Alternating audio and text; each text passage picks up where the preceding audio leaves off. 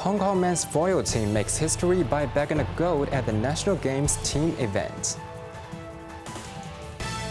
Coleman Wong also writes a new chapter in Hong Kong's tennis history by securing a bronze at the National Games men's singles.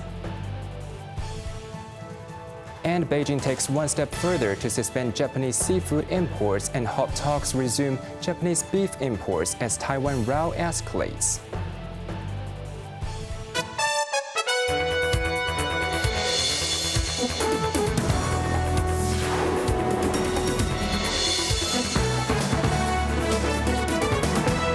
Good evening, you're watching Cable News. I'm Quentin Yang. Hong Kong fencers won a gold medal in the men's team foil at the National Games for the first time in history. Jamie Liu reports. After defeating Zhejiang and Jiangsu, Hong Kong entered a historic final to challenge defending champion Fujian. Hong Kong had two-time Olympic medalist Eka Zheng as the opener to battle Chen Haiwei, leading at 5-3. In the second bout, world number 1 Ryan Choi faced Su Jie, the same opponent who beat him in the individual event, and Fujian was able to pull ahead of Hong Kong. It was a tough match, but the home team managed to catch back up, with Leung Chun-yu up next. In the fourth bout, Cheng pushed Hong Kong to a 3-point advantage. Riding on a strong morale, Leung widened the SL's lead to 25-21. The city's team stayed on guard and was able to maintain their lead. Spirits were high as the home crowd cheered them on at the Kai Tak Arena. In the last bout, Hong Kong tasked Choi as the anchor, putting high expectation on the world champion. Delivering the final blow, Hong Kong won 45-34, clinching a historic gold medal in the men's team foil at the National Games. Jamie Liu, Cable News. Local tennis sensation Coleman Wong was overcome by Zhejiang's Wu Yibing in the National Games men's singles semifinals and failed to get his ticket to the gold medal match. Yet with no third-place match scheduled, Wong has still made history by clinching a bronze, Hong Kong's first medal in the National Games tennis singles event. Best Learn has more. Clashing against Zhejiang's emerging star Wu Yibing, Wong remained unfazed despite losing his opening service game. Once broken back to level at 3-all, Wong lost his serve again in the 7th game. While direct assaults failed, Wong switched to playing it safe, waiting for Wu to slip up. With Wu's net shot landing out of bounds, Wong forced a decider. Patience has proven the greatest challenge in the opening set. After a lengthy baseline rally, Wu misfired, allowing Wong to clinch the set 8-6 and take the lead. Into the second set, the Hong Konger began to regain his serving power and fired 15 aces throughout the match. Back in 2023, in the round of 16 at the Hangzhou's Asian Games, Wong had clinched 7 straight points in the deciding game, staging a miraculous comeback against Wu. Facing each other again, the rising star duo continued their closely contested match. The second set saw both players hold serve, forcing another tiebreak. Wong fought back from 1-5 down to level at 6-all, but ultimately fell 7-9.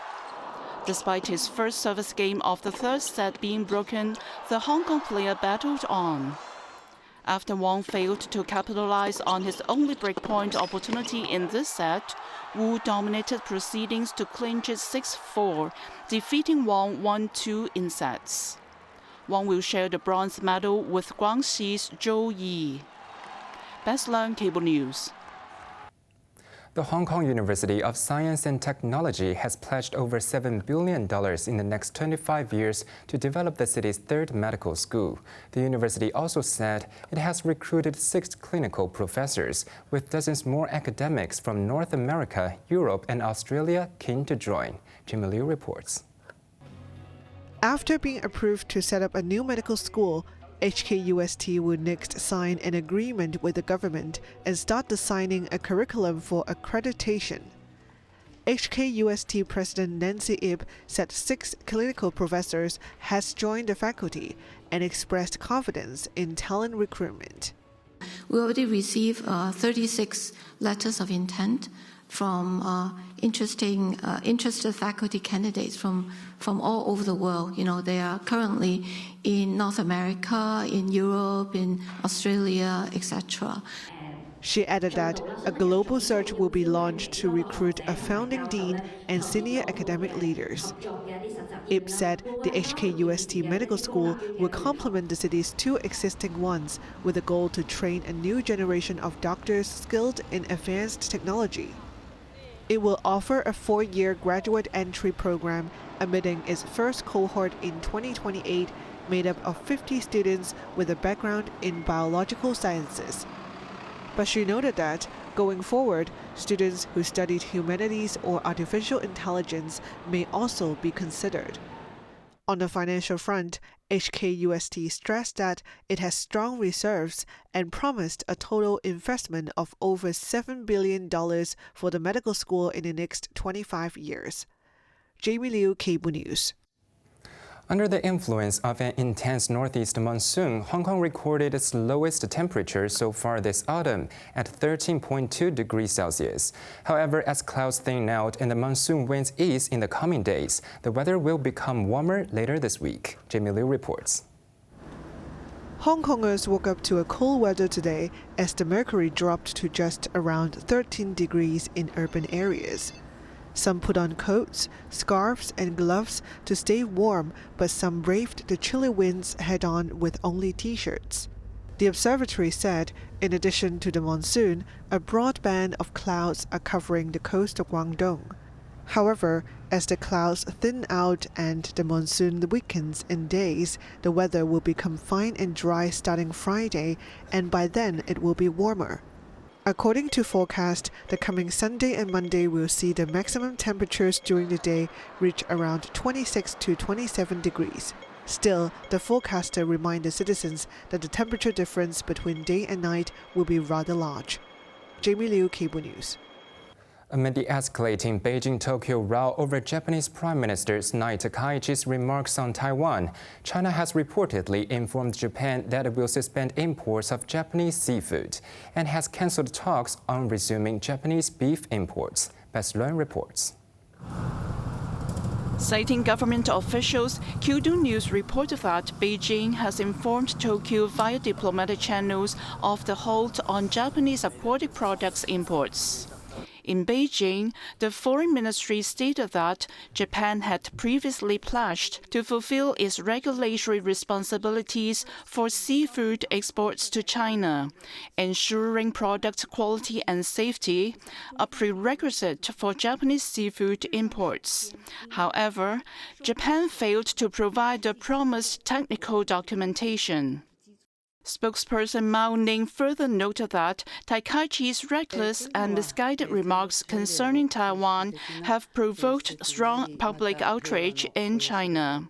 Even if Japanese seafood were exported to China, it would find no market. China had only resumed purchasing marine products from Japan early this month after partially lifting a blanket import ban imposed in August 2023, following the discharge of treated radioactive water from a crippled Fukushima nuclear complex. Beyond seafood, Kyodo News also cited sources indicating that, in accordance with Beijing's intentions, intergovernmental consultations on resuming Japanese beef exports to China have been suspended. China halted imports in 2001 following Japan's mad cow disease outbreak. In 2019, both sides signed an agreement over animal health inspection and quarantine to advance import resumption arrangements. Tokyo announced the agreement's entry into force in July, though China did not formally confirm its implementation at that time. Best Learn, Cable News. Japan's largest urban fire in almost 50 years struck the southern city of Oita, destroying over 170 buildings and killing at least one person. Although the flames are no longer visible, authorities said embers remain, and it may take several more days to fully extinguish the fire. Jimmy Liu reports.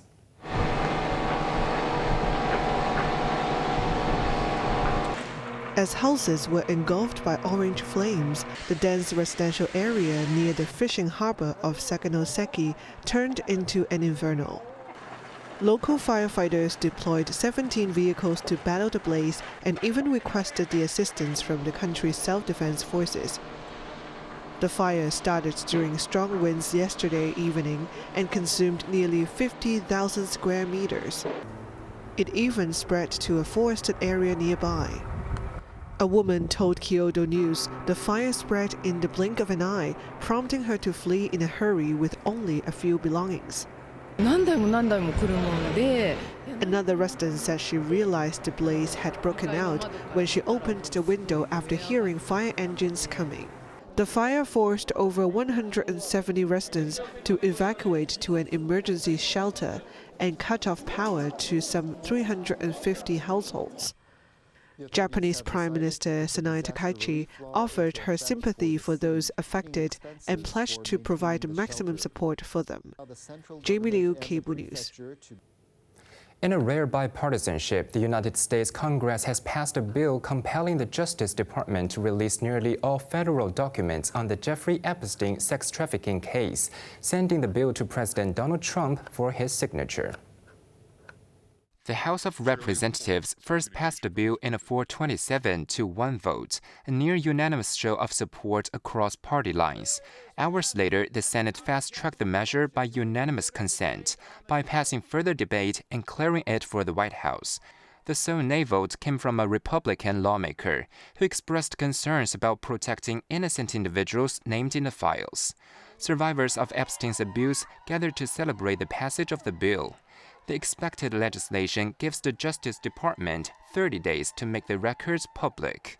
This trove of unclassified information, including flight logs, internal emails, and details of the late, well-connected sex offenders network, will be released with safeguards for victims and active investigations. We'll give them everything. Sure, I would. Let the Senate look at it. Let anybody look at it. But President Trump, who once dismissed the push for disclosure as a Democrat hoax, abruptly reversed course days before the vote, urging Republicans to support the bill. The files are expected to reignite scrutiny of Epstein's ties to powerful figures, including Trump and former President Bill Clinton, both mentioned in recently disclosed emails.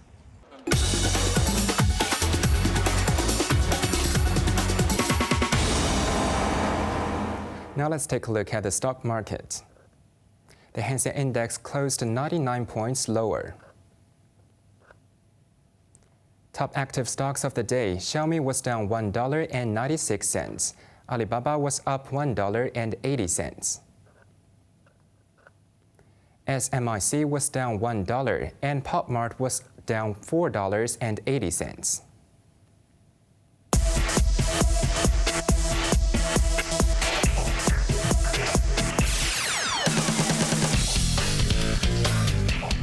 The city streets will transform into a running track this Sunday for the Carry Hong Kong Streetathon 2025, triggering widespread road closures and early morning MTR services to accommodate thousands of participants.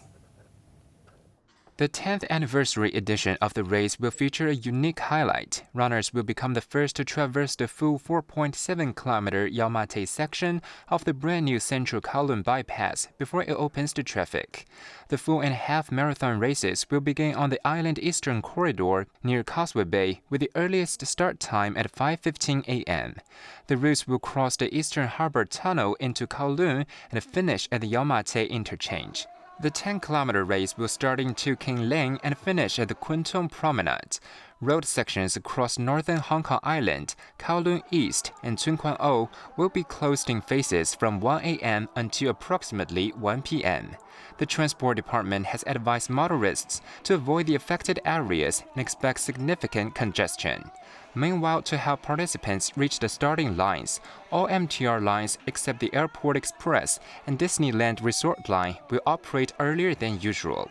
The first trains on the Twin Mile line and East Rail line will depart at 2:50 a.m. On to the weather now. Mainly cloudy, rather cool with 1 or 2 light rain patches tonight and tomorrow morning. Very dry with bright periods in the afternoon. The temperatures will range between 14 and 18 degrees. Now let's take a look at the weather around the world.